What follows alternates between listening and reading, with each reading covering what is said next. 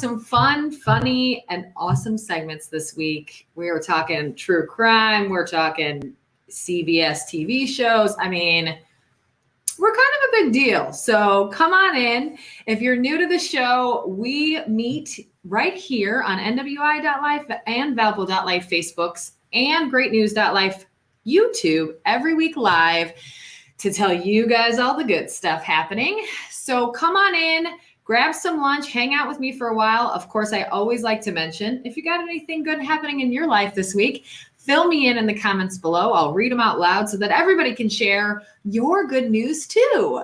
So come on in. I've got some really cool stuff. And first off, I'm going to kick it off with our crew. So to celebrate National Grilled Cheese Day, which was Monday, April 12th, the Lifer team got together to share with you all about their favorite grilled cheese. Check it out.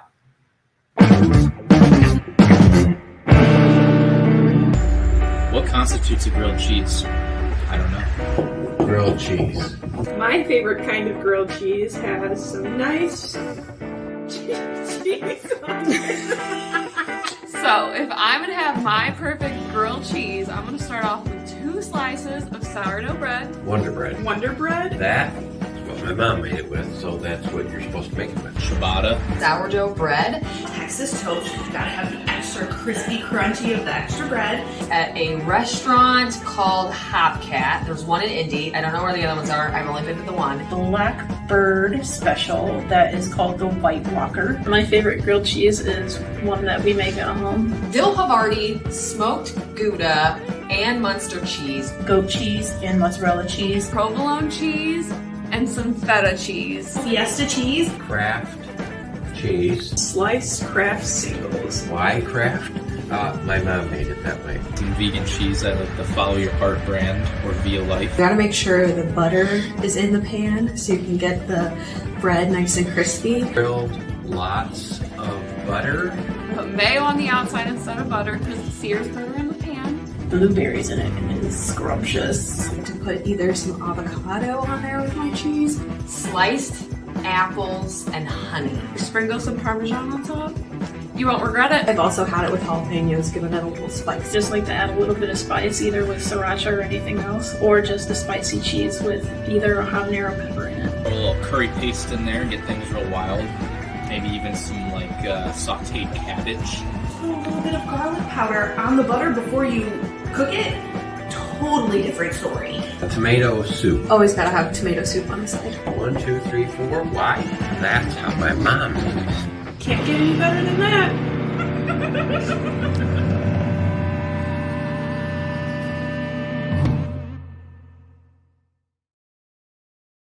Well, that's our crazy crew with their recommendations. Fill us in, comment below, tell me what yours are.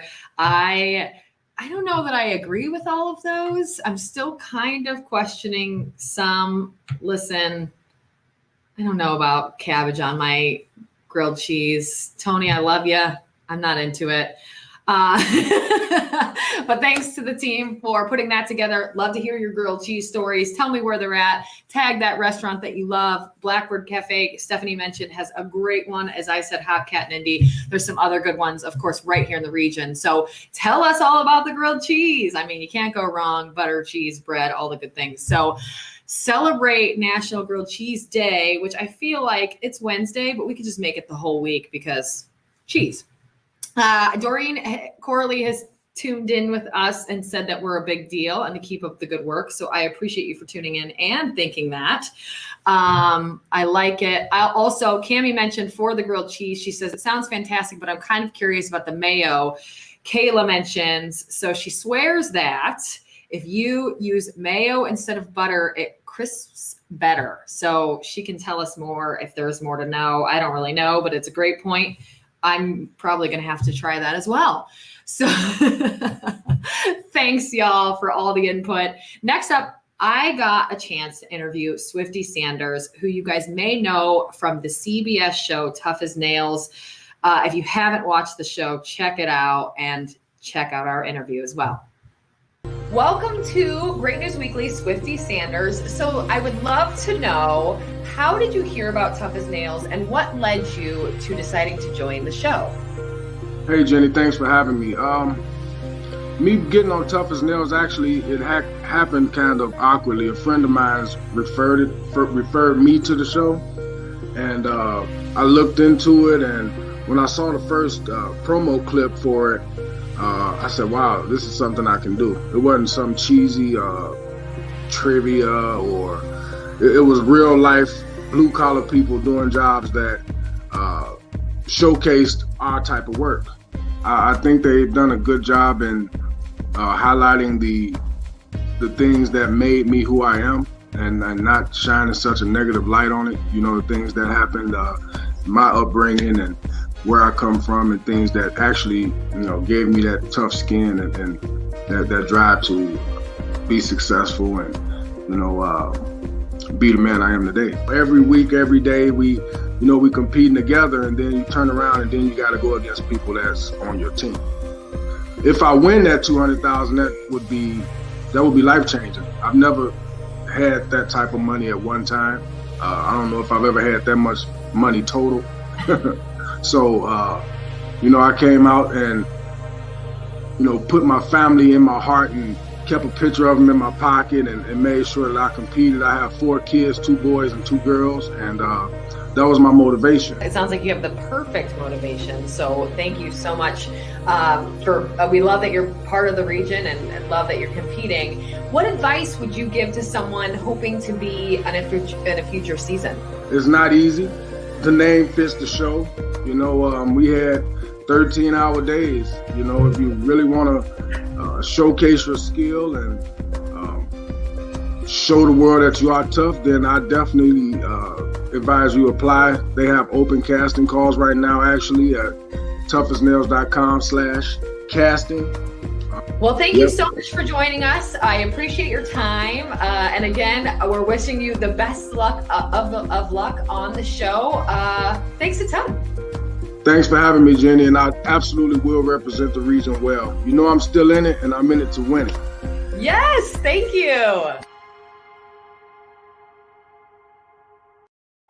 Okay, guys, I literally actually have goosebumps from watching that again. He was such a gem to interview. I absolutely loved it. And as he said, he's still in it. So if you guys haven't watched yet, tonight is on CBS at 7 p.m. is the season finale.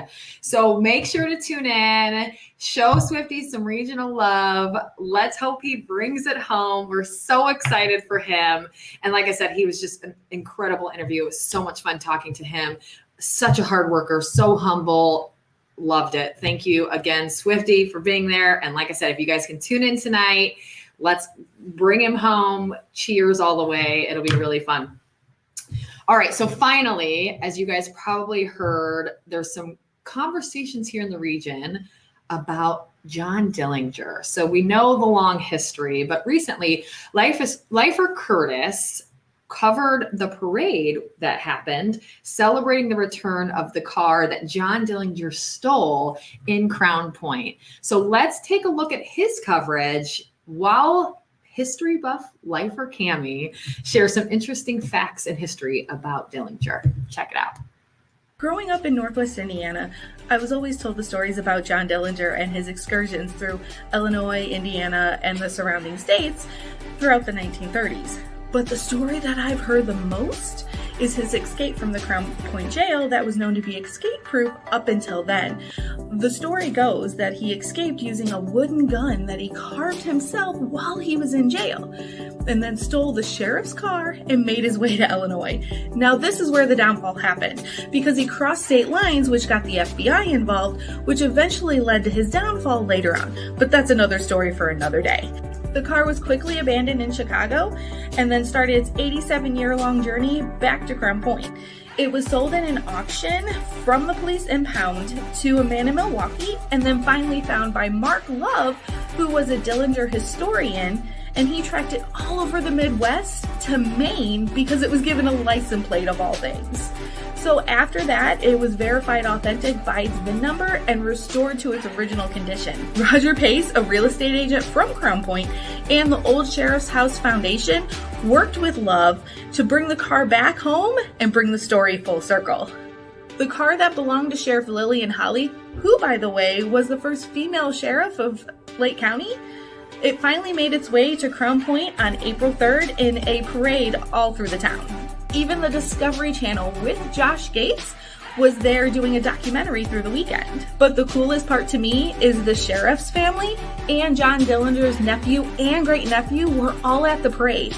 And his great-nephew said that he became a police officer 19 years ago to help give the family a better name. The old sheriff's house and jail is listed on the National Register of Historic Places and will resume tours in May of 2021. So if you want to visit a local place surrounded in Indiana history, this is my recommendation.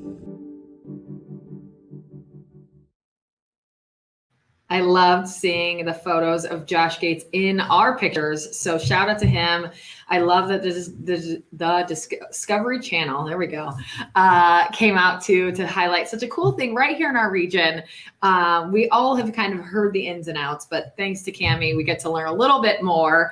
And I'm internally freaking out here, but while we went to that video, we got a really fun comment in that says, "Proud of you, Swifty, mom." So just so we're clear, Swifty Sanders' mom is watching our show. Hi, thanks for being a part. Thanks for your son and having such an incredible worker as a child of yours and someone that's showcased on TV. We're so excited to have him and I'm wishing him the best. It's going to be really exciting. And Deanna Grimes is watching today. Cammie said she could talk about, so shout out to Deanna. I agree. Can't wait to see the Discovery episode. And Cammie mentioned she could talk about John Dillinger for days. Curtis did such a great job at the parade. So I agree, you guys. What a fun week. We have all of the cool things. We're shouting out all the great shows. Discovery Channel on our show. CBS on our show. We've got Swifty. We've got his mom. I mean, what else could you guys hang? I mean, we've got all the good stuff. So that is all of my great news for today, but I'd love to hear all of yours as well. So keep tuning in with us every week right here on NWI.Life and Valpo.Life Facebooks, or you can tune in on the GreatNews.Life YouTube for the live shows. If you don't know a ton about us, well, then go like all of our social media pages. Follow us. We've got Instagram, Facebook. We've got sites covering Portage.Life, LaPorte County, LaporteCounty.Life, Valpo.Life, and all of Lake County on NWI.Life. So go find us, follow our pages, like our social media. Come hang out with us next week for more positive only news. I will take it from here, y'all. Have a great day, and I'll see you next week.